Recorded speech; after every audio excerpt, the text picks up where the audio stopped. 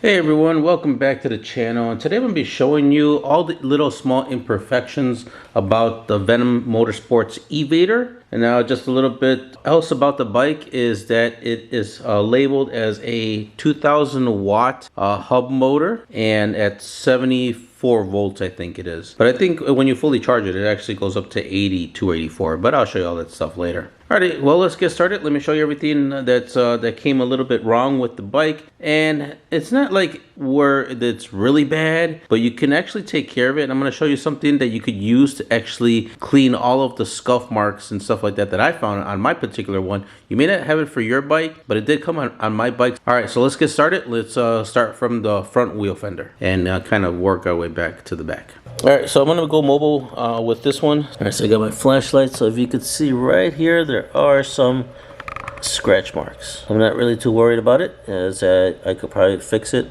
somehow, and if not, we could do something differently with it.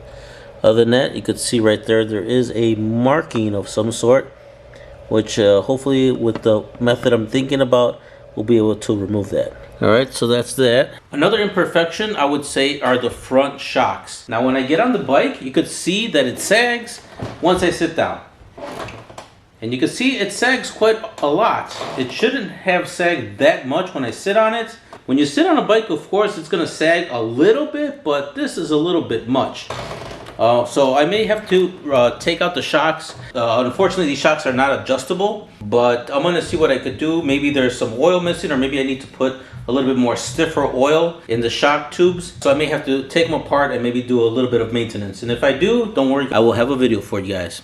One thing about the wheel is that the front wheel does not have any wheel weights, and because it does not have any wheel weights, it causes the wheel to kind of bounce at the higher speed spectrum of the bike. I will probably take the wheel to a shop and get some weights on it. Next, over here on this part, you can see that there is a marking right there. Alright, so here at the ignition part, you could see that ignition is actually upside down. I'm going to see if this plastic piece could kind of pop up, and then I'll see if I could rotate it to say ignition the right way and not upside down. Along with all these other symbols are upside down as well. This one says push, and obviously that's upside down. So that's that one. But like I said, I just wanted to point out for you guys, in case you get a bike and you think that you're going to get super perfection when you may get a few spots here and there. Next, after that, the zip ties on the handlebars, they were obviously too tight, and you could kind of still see a little bit of the, how the zip tie would look like on it. But I think as you ride it more, whatever, this kind of would go away after a while. At least I'm hoping so. Same thing with this hand grip. You could see where the zip tie was kind of pressing on it really hard. Next thing to see after looking at this part with from the zip tie, if you look underneath the throttle, very interesting to see, and get the light on there, that there is ports for the throttle cables on a gas powered bike,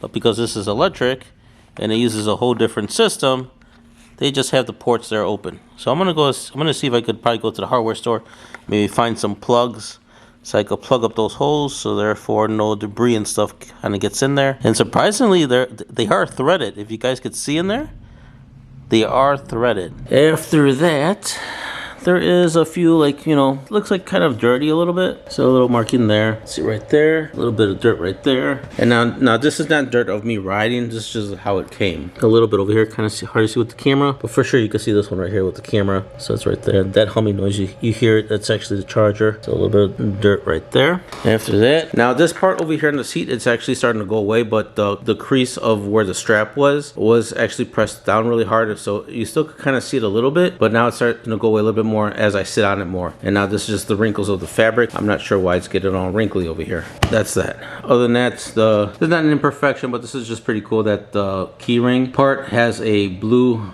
tint to it. I'm thinking it feels like plasticky, and I think it's just a plastic wrap over this. I'm gonna leave it there. That will kind of just help prevent any scratches on this part. And then as you can see, when we open this part, it's just like a very loosely block thing, but it does a job on just pretty much keeping this part closed. Next will be the kickstand. I feel as the kickstand is not short enough, because sometimes when I put the kickstand down, I feel that the bike is a little too upright. Now, don't get me wrong, it could be because I did install that little shoe that maybe it's bringing the bike a little bit up, but regardless, I wish it was just a little bit lower so it could be kind of tilted. So let me show you what I mean. Now here is the bike. As you could see, it's not as leaned over as I would like it to be, but I also realized that it's because of the front shocks still being compressed. It's now allowing the bike to tilt over, but I've noticed that once I lift up the shocks, it does tilt a little bit more. So again, it could be due to the front shocks. Kind of moving on to the back. I don't think there was anything on this part of where the wheel is, but I noticed something on the other side, so let me show you that on the other side. So you can see that the wheel right here, the metal part, my finger is right there, got nicked. I'm not sure how it happened, but as I can feel, I just kind of feel the metal protruding a little bit. So what I'm gonna do, I may just sand it down, and then what I'm gonna do is I'm gonna use a black marker to kind of, you know, mark it so it doesn't get rusted. So that was just one piece right there. The rest of the wheel looks pretty good, so there's nothing else with the wheel, just that part right there. And then after that, the only other part over here would be some dirt right there. Oh, now you can see it right there, some dirt. All right, I'm marking right there. And then over here, just seems to be some discoloration. Is that where the tape was? If you guys saw me earlier, I had pulled that tape out, and you can see this over here is more whiter than that part. There's gonna be, I'm gonna try something there. Well, hopefully that will get rid of it. A little bit of some marking or dirt's right there, over here, and along over here as well, and right there. Something over here, and I think that's about it really, just on all the white parts. Right here in the back tail end, you can see it's pretty much a little dirty back here. But yeah, hopefully it comes out through the camera that you could actually see the dirt there. Moving on to the rear, I would say bracket, you could see that the welds on it are not really perfect. As you could see, some scrape marks there, more imperfectional welds, a little scrape right over here, and more spotty welds really. And there's actually a hole in that one. But other than that, I mean, it seems to be sturdy. I guess if I don't put that much weight on it, it should be fine. And you can see on that weld is not that great, and this one is kind of all over the place. And then more on this part. And you know what? Speaking of welds, let's come to the bottom. I'm not sure what that is. It just looks like a big glob right there, but when you go to the other side, you can see that there's a bracket or whatnot right over here. And I'm guessing they push it through and they kind of just welded it on this side. So that is part of the rear brake system. And moving on to the bottom of the bike, speaking of more welds, you can see all of the welds over here. As you can see, they're not perfect. But for me, as long as the bike doesn't fall apart on me, I'm okay with it. When inspecting the body, make sure that all your bolts are in place, because guess what? There is one missing right there. At least on my bike. Probably take one of these to the hardware store and see if I could find the one that would match and put one in its place. If you guys order the black one, you may not be able to see all the imperfections on the black part. And then lastly, I would say would be right over here on the end grips. I believe that's probably a small crack. Now you would think that these are aluminum, but they're not. They're actually plastic. So I'm not sure if I'll be able to remove this to maybe put some bar end mirrors, but we will soon find out on that. So a small crack there. And then let me show you on the other side. As we go over here, you can see pretty much that the paint, and it's kind of been gouged a little bit, but the paint is kind of chipped really bad there. Let's see if I could probably turn this or even remove this and probably put some different bar ends on here for that. All right, so let's get to the method that I'm thinking about trying to get rid of some of these marks. So what we're gonna need is going to be called a magic eraser and some water. So we're gonna soak the magic eraser, not the whole thing, but just a little bit, put some water on it, let it get soaked up a little bit, and then we're gonna take the magic eraser, take it over to the bike and see if we could get rid of some of those scuff marks. Mainly the markings, not so much the scratches, but mainly all the other markings, and especially the area with the tape. So let me go ahead and wet this and then we're going to go test it out. All right, so you can see I already got my magic eraser already soaked. Now, as you can see, clear as day, this part's more wetter than that part. So I'm just going to go ahead and work this in and see if I can. Oh, it actually worked, and very easily too. So there's a mark there, so you can kind of get that out. Try not to get the water to come down because I do have the charger already charging there. It looks like it's getting it. We probably have to put a little bit more elbow grease on getting it off. But as you can see, it's already started to erase or come off. So again, it could be just that it needed a good wipe down. You can see over here, there was some markings. Now they're all gone. It's actually getting a lot more whiter than it was before. Alright, let's see, there's some markings right there, you can see. Let's use that, and voila. Even all of those markings already disappeared. So we could truly say that this is really a magic eraser. Alright, so as you can see, it did work, and it actually got all the markings off, and it's actually getting the white to a little bit more brighter white, I would say. Alright, so I'm going to just go ahead and for myself, I'm just going to go over all the bike of where I see all those markings and just go ahead and pretty much erase them away.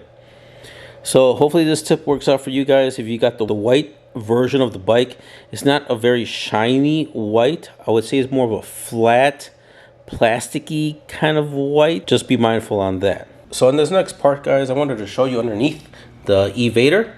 There are some videos about the bike, but they only show you what's in obviously the outside, or just the outside part. I want to show you what's underneath the bike. Since they don't even show that part. So let me see if I could get a good shot. I'm gonna use my flashlight here so you guys can get a little bit more view or more lighting down here. All right, so here is the front, obviously, and moving along. Here is, oh, there we go. So there is the underneath part. You can see there is the battery tray. If it ever focuses, there we go. So there is the battery tray right there. And then there is the brace on each side holding it, I guess, or whatever's, however they construct the thing to hold the batteries. But pretty interesting to see that it is actually open. So I'm guessing it's open to allow for cooling when you're riding for the batteries. And that's pretty much it for the bottom end of it. And then you can see the back wheel over there. And then for where the wheel is at, here is the wheel, there is the cable for giving the power for the wheel. And then there's the underneath part. So another thing, just pretty much interesting to see, underneath the bike compared to just always seeing only the, the main part of the bike. Now, the most biggest imperfection that this Venom Motorsports E-vader has, I will say, is the gauge cluster. Because if you look at the gauge cluster, it says 99 miles an hour, while the cell phone, which is the true speed, says 30 miles an hour. But don't worry, guys, there is a Bluetooth module, and that's a snippet of that video that's coming up soon on the channel, and can fix the calibration of the speedometer. And guys, well, that concludes the video. And despite all of the imperfections of this electric motorcycle, that's what kind of makes it unique, and that's what I love about it. And it also leaves room for improvements. Well guys, if you guys enjoyed the video, smash that like button. And if you didn't like the video, smash that dislike button. Let me know in the comments below what you disliked about the video to help me improve for future ones. If you guys have any questions, leave them down there. Also, while you're down there, subscribe, notification bell. That way you guys are up to date with the latest uploads. And any questions or concerns, also leave them down there as well. You guys take care. Catch you guys in the next one.